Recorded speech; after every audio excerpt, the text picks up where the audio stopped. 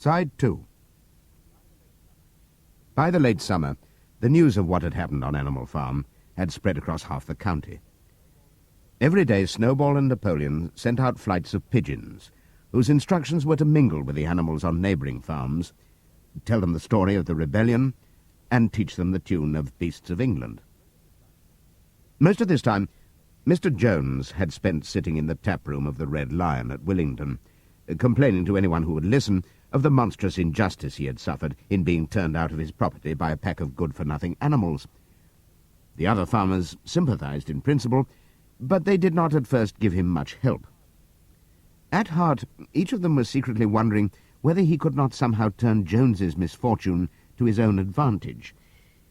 It was lucky that the owners of the two farms which had joined Animal Farm were on permanently bad terms. One of them, which was named Foxwood, was a large, neglected, old-fashioned farm, much overgrown by woodland, with all its pastures worn out and its hedges in a disgraceful condition. Its owner, Mr. Pilkington, was an easy-going gentleman farmer who spent most of his time in fishing or hunting, according to the season. The other farm, which was called Pinchfield, was smaller and better kept. Its owner was a Mr. Frederick, a tough, shrewd man, perpetually involved in lawsuits, and with a name for driving hard bargains. These two disliked each other so much that it was difficult for them to come to any agreement, even in defence of their own interests. Nevertheless, they were both thoroughly frightened by the rebellion on Animal Farm, and very anxious to prevent their own animals from learning too much about it. At first they pretended to laugh to scorn the idea of animals managing a farm for themselves. The whole thing would be over in a fortnight, they said. They put it about that the animals on the Manor Farm— they insisted on calling it the Manor Farm, they would not tolerate the name Animal Farm— were perpetually fighting among themselves, and were also rapidly starving to death. When time passed and the animals had evidently not starved to death, Frederick and Pilkington changed their tune and began to talk of the terrible wickedness that now flourished on Animal Farm. It was given out that the animals there practiced cannibalism, tortured one another with red-hot horseshoes, and had their females in common. This was what came of rebelling against the laws of nature, Frederick and Pilkington said. However, these stories were never fully believed. Rumours of a wonderful farm, where the human beings had been turned out and the animals managed their own affairs, continued to circulate in vague and distorted forms, and throughout that year a wave of rebelliousness ran through the countryside. Bulls, which had always been tractable, suddenly turned savage. Sheep broke down hedges and devoured the clover. Cows kicked the pail over. Hunters refused their fences and shot their riders onto the other side. Above all, the tune and even the words of Beasts of England were known everywhere. It had spread with astonishing speed. The human beings could not contain their rage when they heard this song, though they pretended to think it merely ridiculous. They could not understand, they said, how even animals could bring themselves to sing such contemptible rubbish. Any animal caught singing it was given a flogging on the spot. And yet the song was irrepressible. The blackbirds whistled it in the hedges, the pigeons cooed it in the elms, it got into the din of the smithies and the tune of the church bells. And when the human beings listened to it, they secretly trembled, hearing in it a prophecy of their future doom. Early in October, when the corn was cut and stacked and some of it was already threshed, a flight of pigeons came whirling through the air and alighted in the yard of Animal Farm in the wildest excitement. Jones and all his men, with half a dozen others from Foxwood and Pinchfield, had entered the 5-barred gate and were coming up the cart track that led to the farm. They were all carrying sticks, except Jones, who was marching ahead with a gun in his hands. Obviously, they were going to attempt the recapture of the farm. This had long been expected, and all preparations had been made.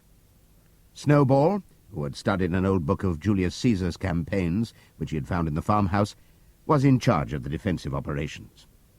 He gave his orders quickly, and in a couple of minutes every animal was at his post. As the human beings approached the farm buildings, Snowball launched his first attack. All the pigeons, to the number of 35, flew to and fro over the men's heads and dropped their dung on them from mid-air. And while the men were dealing with this, the geese, who had been hiding behind the hedge, rushed out and pecked viciously at the calves of their legs. However, this was only a light skirmishing manoeuvre, intended to create a little disorder, and the men easily drove the geese off with their sticks. Snowball now launched his second line of attack. Muriel, Benjamin, and all the sheep, with Snowball at the head of them, rushed forward and prodded and butted the men from every side, while Benjamin turned round and lashed at them with his small hoofs.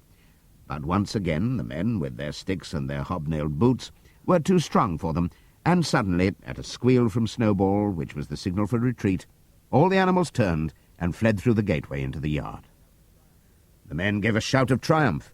They saw, as they imagined, their enemies in flight, and they rushed after them in disorder. This was just what Snowball had intended.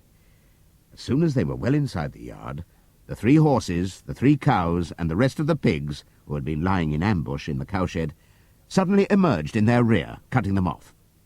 Snowball now gave the signal for the charge. He himself dashed straight for Jones. Jones saw him coming, raised his gun, and fired. The pellets scored bloody streaks along Snowball's back, and a sheep dropped dead. Without halting for an instant, Snowball flung his 15 stone against Jones's legs. Jones was hurled into a pile of dung, and his gun flew out of his hands.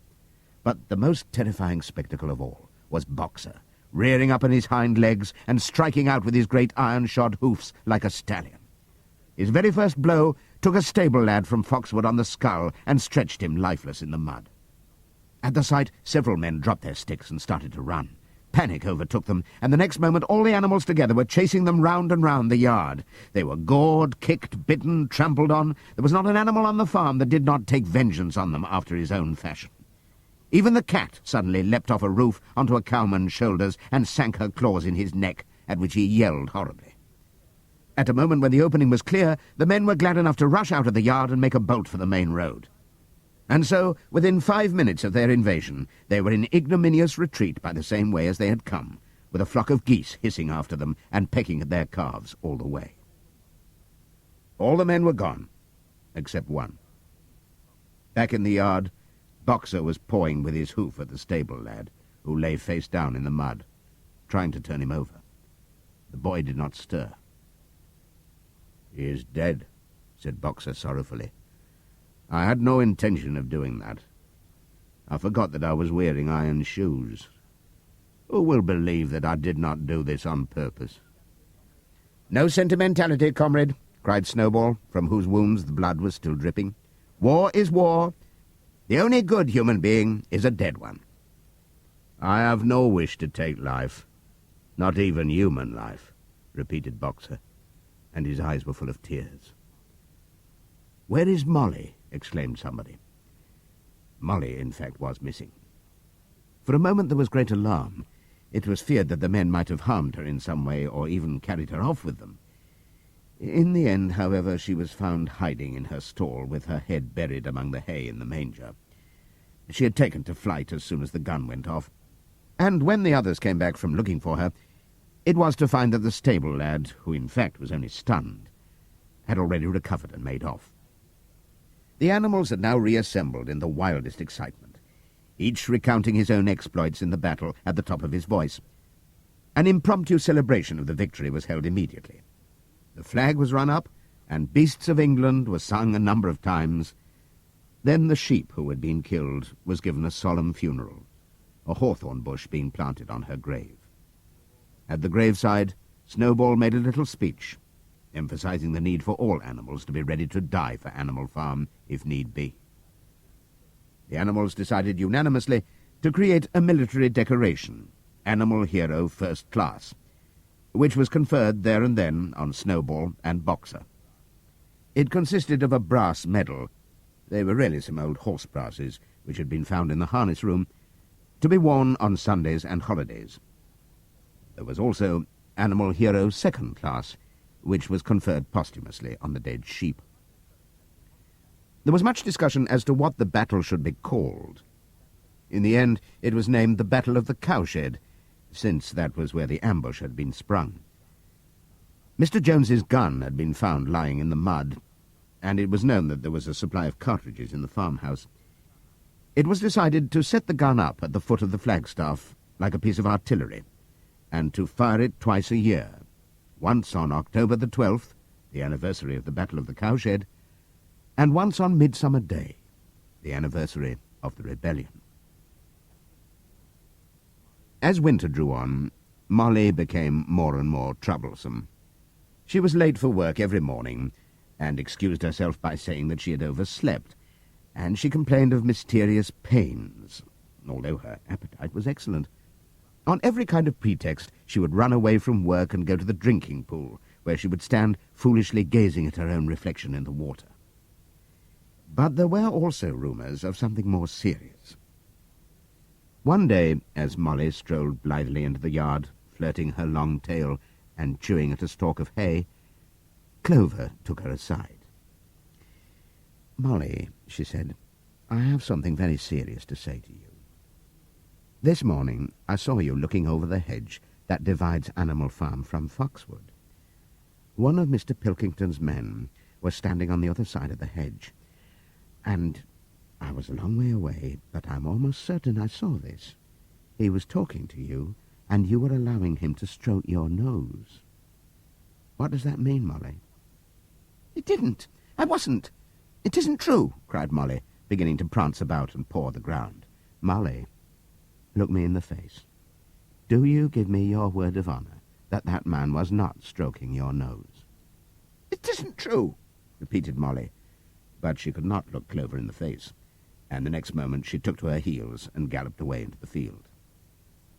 A thought struck Clover. Without saying anything to the others, she went to Molly's stall and turned over the straw with her hoof. Hidden under the straw was a little pile of lump sugar and several bunches of ribbon of different colours. 3 days later, Molly disappeared. For some weeks, nothing was known of her whereabouts. Then the pigeons reported that they had seen her on the other side of Willingdon. She was between the shafts of a smart dog-cart, painted red and black, which was standing outside a public house. A fat, red-faced man in check breeches and gaiters, who looked like a publican, was stroking her nose and feeding her with sugar. Her coat was newly clipped, and she wore a scarlet ribbon round her forelock. She appeared to be enjoying herself, so the pigeons said. None of the animals ever mentioned Molly again. In January, there came bitterly hard weather. The earth was like iron, and nothing could be done in the fields. Many meetings were held in the big barn, and the pigs occupied themselves with planning out the work of the coming season. It had come to be accepted that the pigs, who were manifestly cleverer than the other animals, should decide all questions of farm policy, though their decisions had to be ratified by a majority vote. This arrangement would have worked well enough if it had not been for the disputes between Snowball and Napoleon. These two disagreed at every point where disagreement was possible. If one of them suggested sowing a bigger acreage with barley, the other was certain to demand a bigger acreage of oats. And if one of them said that such and such a field was just right for cabbages, the other would declare that it was useless for anything except roots. Each had his own following, and there were some violent debates.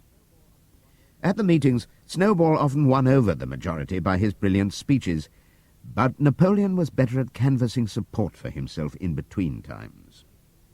He was especially successful with the sheep. Of late the sheep had taken to bleating, "4 legs good, 2 legs bad," both in and out of season, and they often interrupted the meeting with this. It was noticed that they were especially liable to break into 4 legs good, 2 legs bad at crucial moments in Snowball's speeches.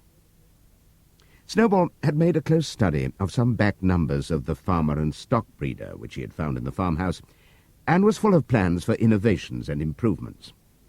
He talked learnedly about field drains, silage, and basic slag, and had worked out a complicated scheme for all the animals to drop their dung directly in the fields at a different spot every day, to save the labour of cartage.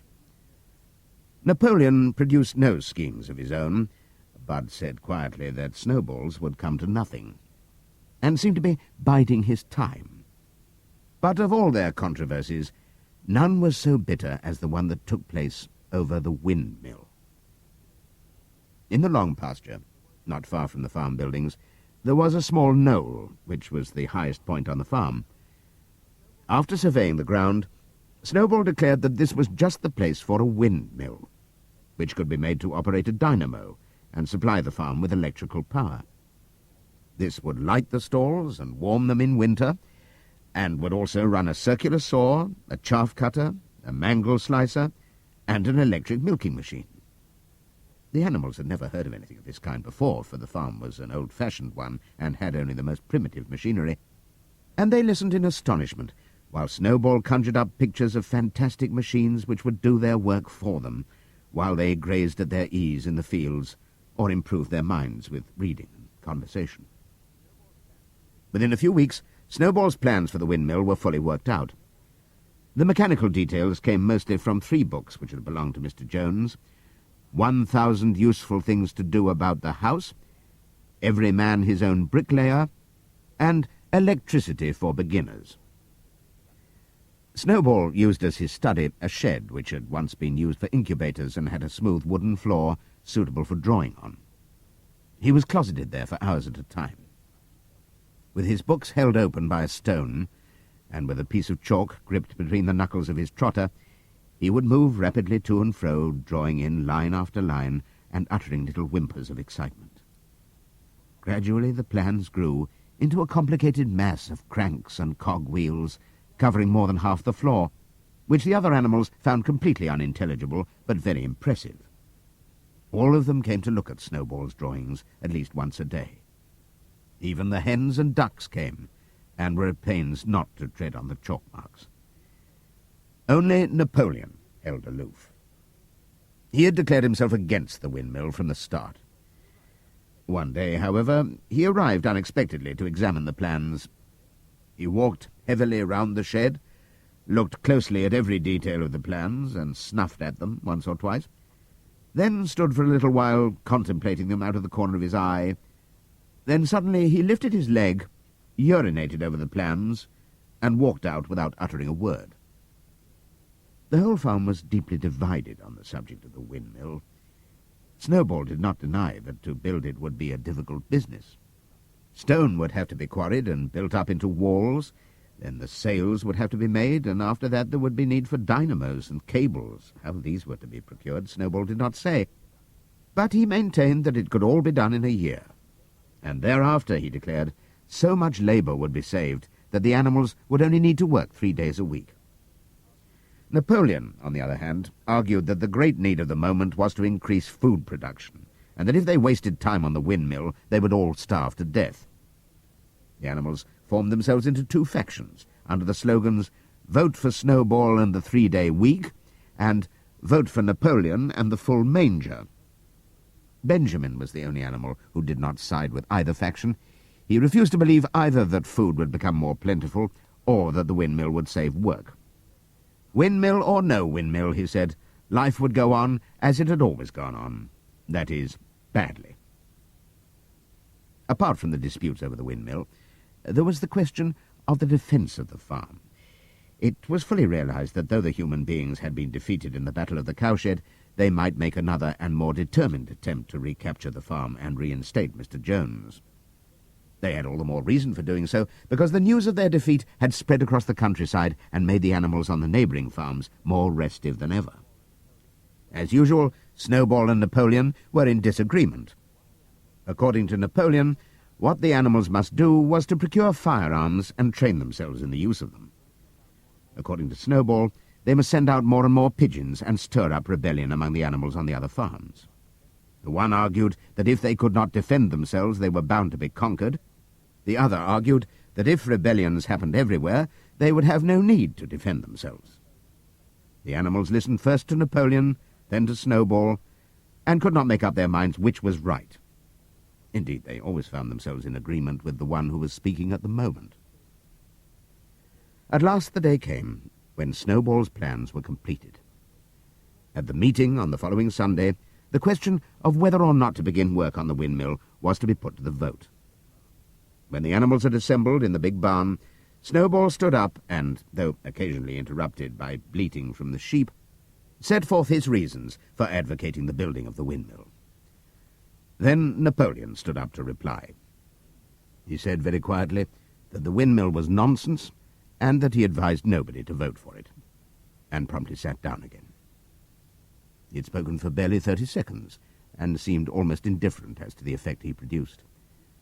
At this, Snowball sprang to his feet, and shouting down the sheep, who had begun bleating again, broke into a passionate appeal in favour of the windmill. Until now, the animals had been about equally divided in their sympathies, but in a moment Snowball's eloquence had carried them away. In glowing sentences, he painted a picture of Animal Farm as it might be when sordid labour was lifted from the animals' backs. His imagination had now run far beyond chaff-cutters and turnip slicers. Electricity, he said, could operate threshing machines, ploughs, harrows, rollers and reapers and binders, besides supplying every stall with its own electric light, hot and cold water, and an electric heater. By the time he'd finished speaking, there was no doubt as to which way the vote would go. But just at this moment, Napoleon stood up and, casting a peculiar sidelong look at Snowball, uttered a high-pitched whimper of a kind no one had ever heard him utter before. At this, there was a terrible baying sound outside, and 9 enormous dogs wearing brass-studded collars came bounding into the barn. They dashed straight for Snowball, who only sprang from his place just in time to escape their snapping jaws. In a moment he was out of the door, and they were after him. Too amazed and frightened to speak, all the animals crowded through the door to watch the chase. Snowball was racing across the long pasture that led to the road. He was running as only a pig can run, but the dogs were close on his heels. Suddenly he slipped, and it seemed certain that they had him. Then he was up again, running faster than ever. Then the dogs were gaining on him again. One of them all but closed his jaws on Snowball's tail, but Snowball whisked it free just in time. Then he put on an extra spurt, and with a few inches to spare, slipped through a hole in the hedge and was seen no more.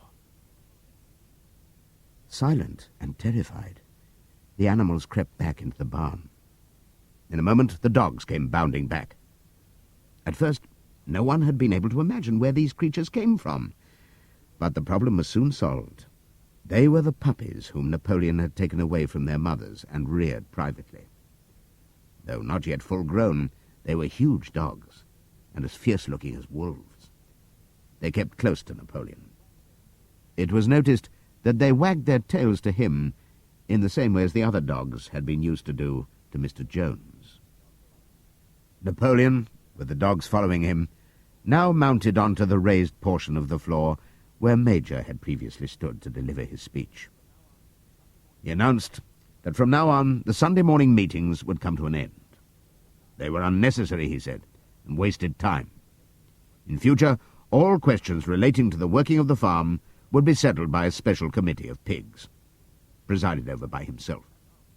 These would meet in private and afterwards communicate their decisions to the others.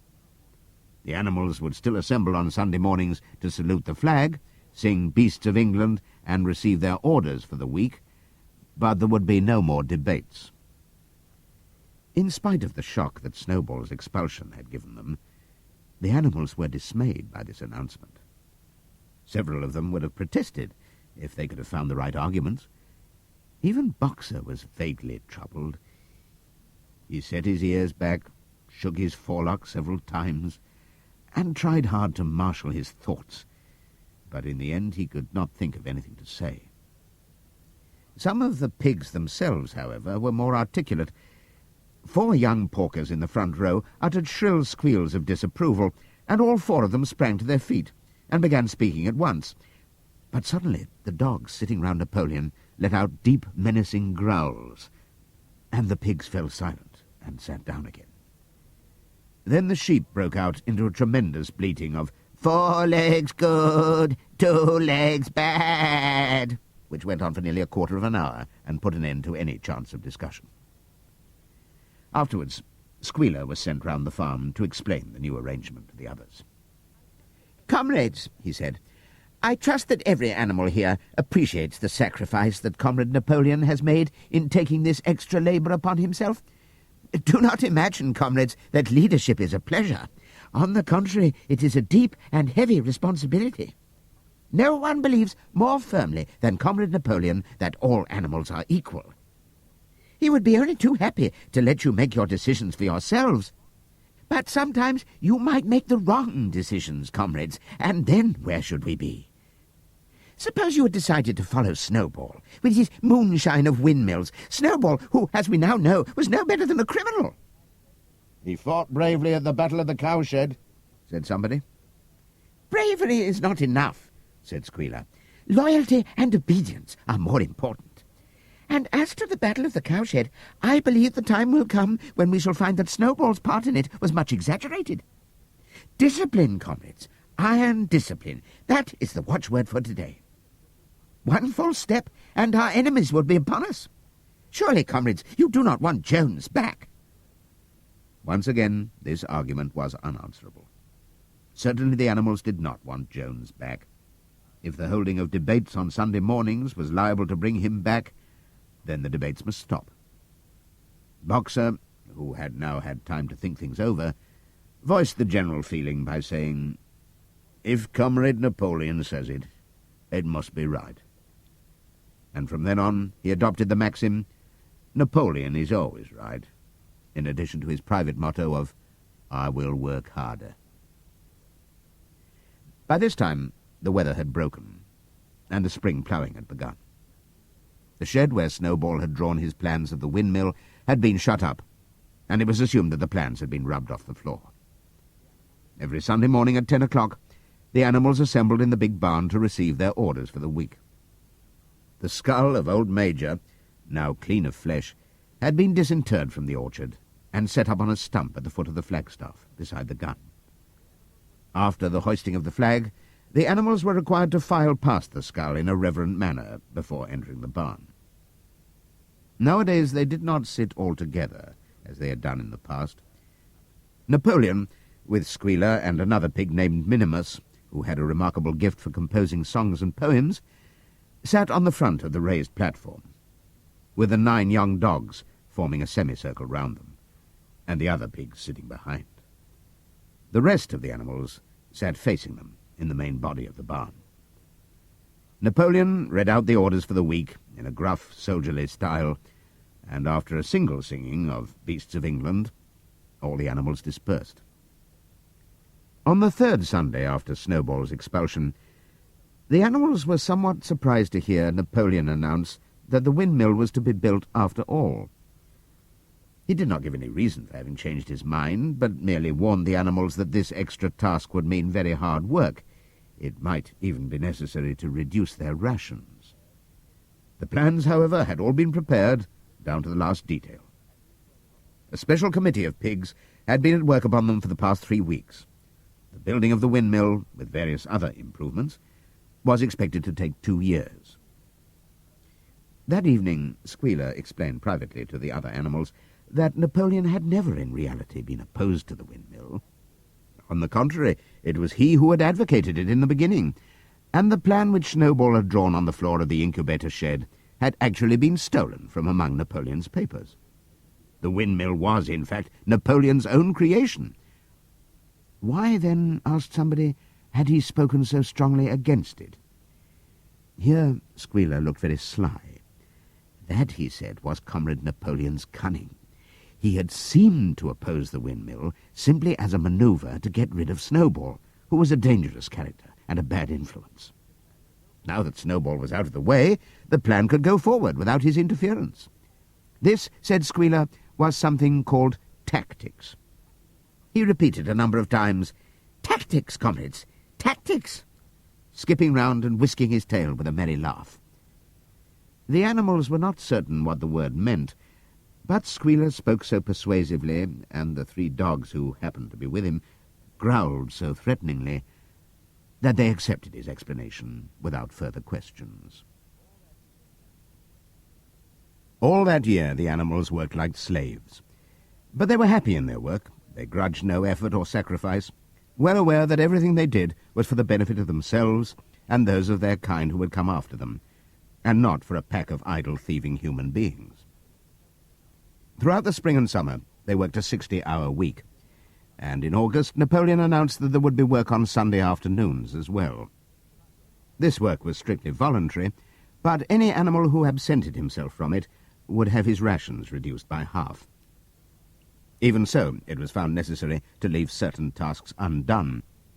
The harvest was a little less successful than in the previous year, and 2 fields which should have been sown with roots in the early summer were not sown because the ploughing had not been completed early enough. It was possible to foresee that the coming winter would be a hard one. The windmill presented unexpected difficulties.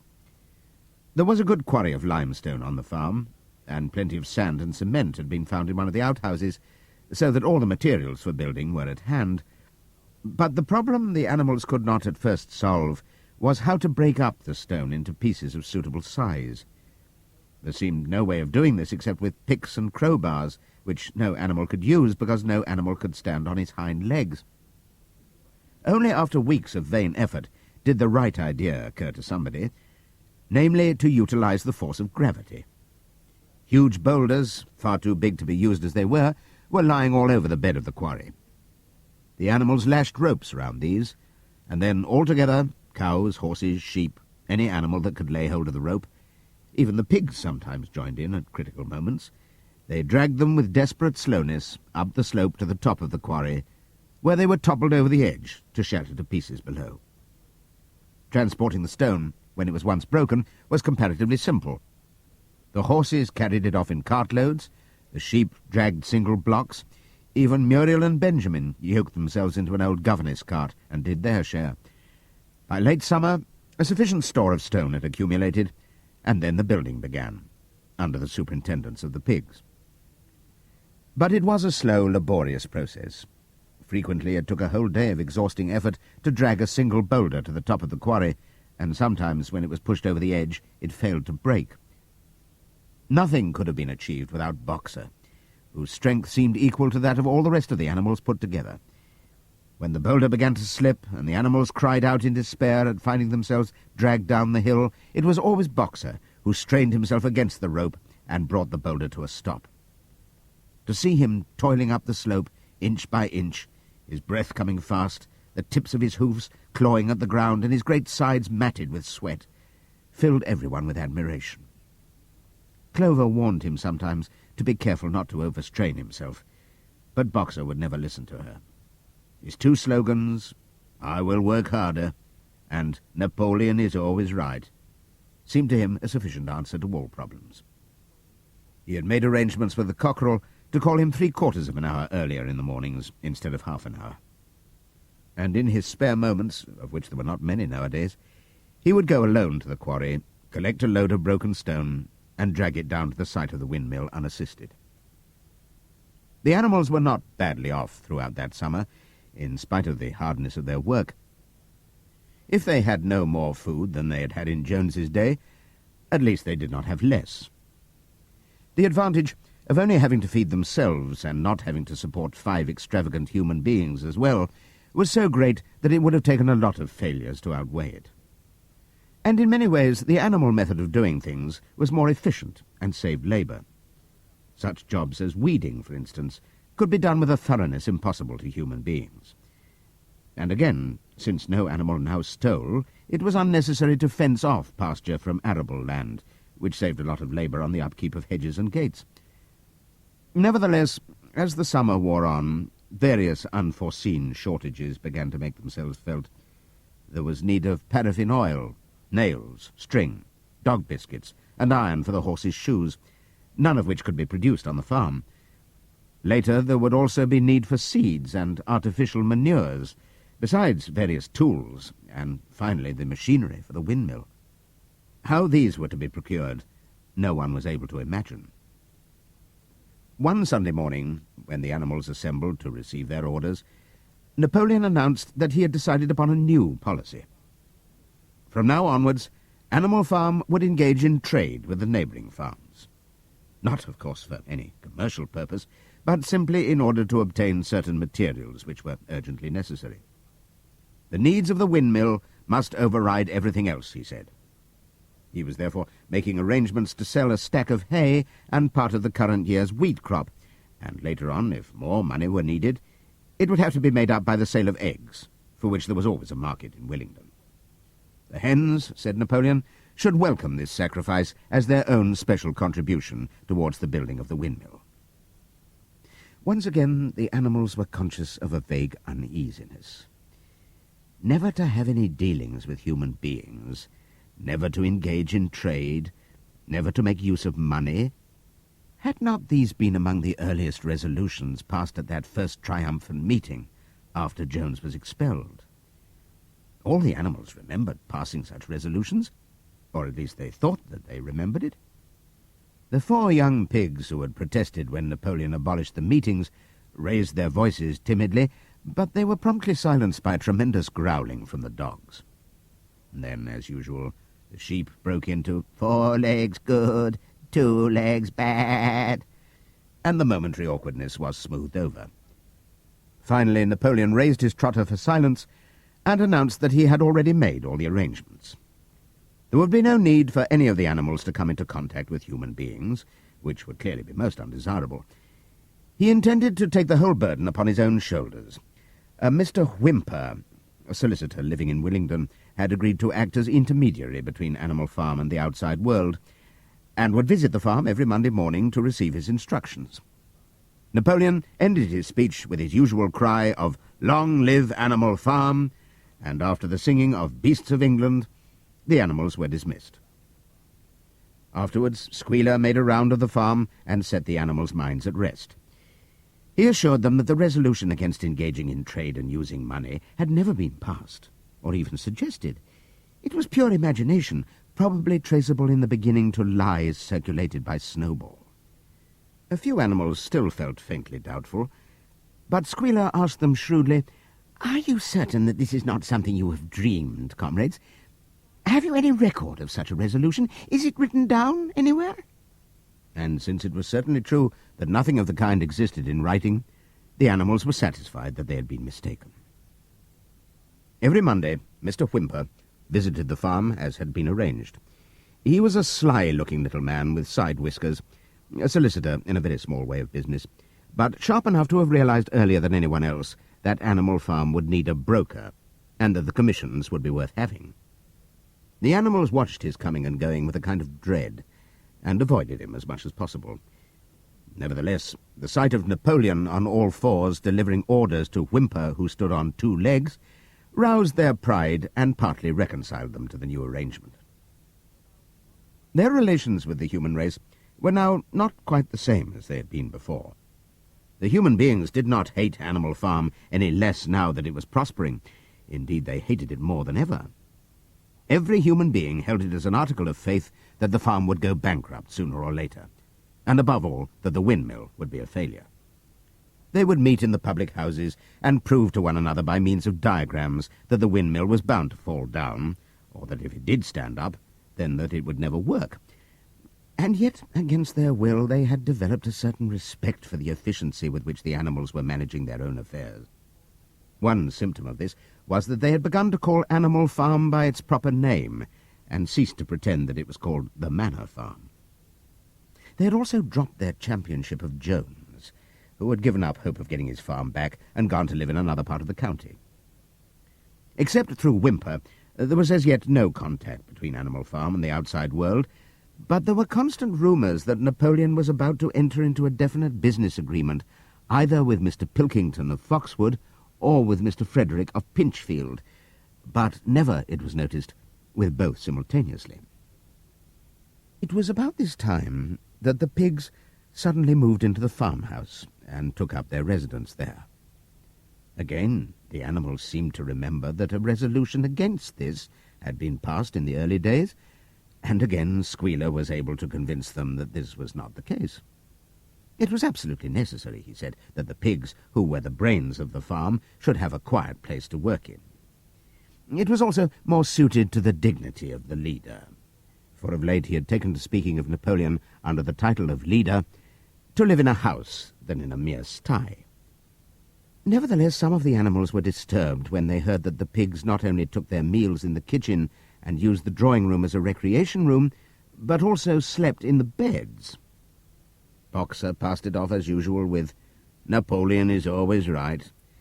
But Clover, who thought she remembered a definite ruling against beds, went to the end of the barn and tried to puzzle out the 7 commandments which were inscribed there. Finding herself unable to read more than individual letters, she fetched Muriel. "Muriel," she said, "read me the fourth commandment. Does it not say something about never sleeping in a bed?" With some difficulty, Muriel spelt it out. "It says, 'No animal shall sleep in a bed with sheets,'" she announced finally.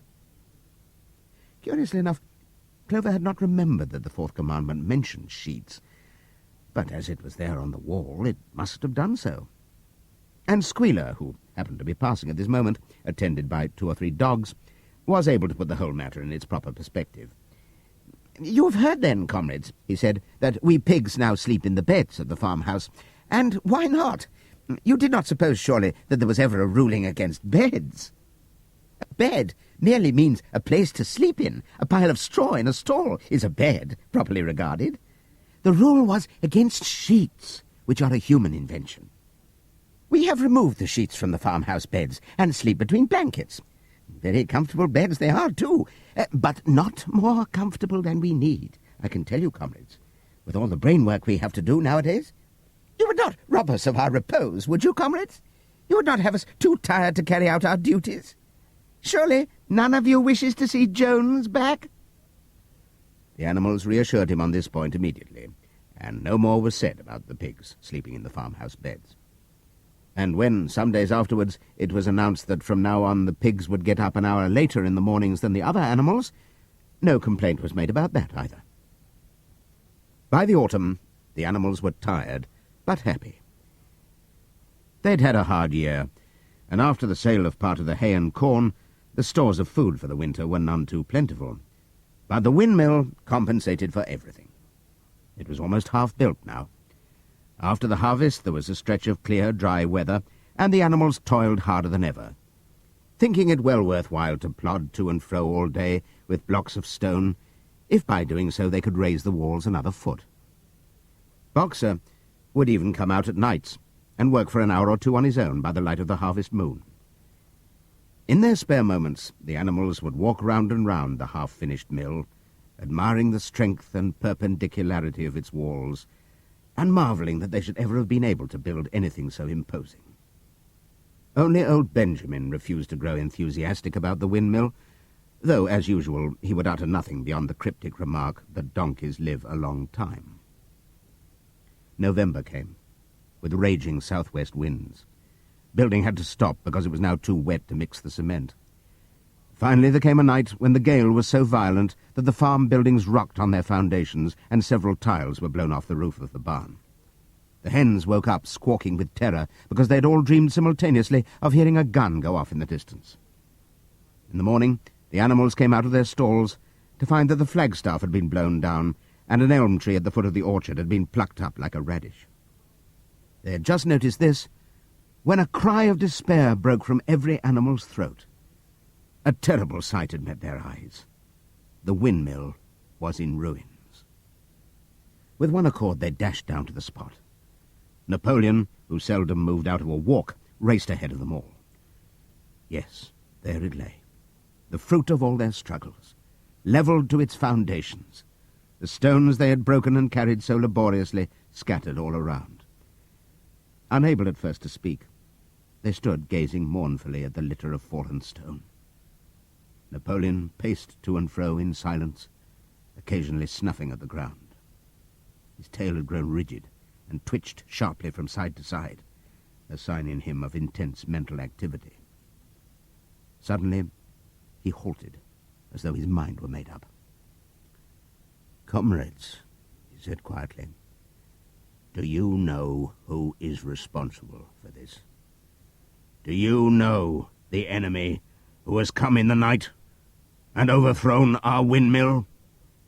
"Snowball!" he suddenly roared in a voice of thunder. "Snowball has done this thing. In sheer malignity, thinking to set back our plans and avenge himself for his ignominious expulsion, this traitor has crept here under cover of night and destroyed our work of nearly a year. Comrades, here and now I pronounce the death sentence upon Snowball. Animal hero second class and half a bushel of apples to any animal who brings him to justice. A full bushel to anyone who captures him alive."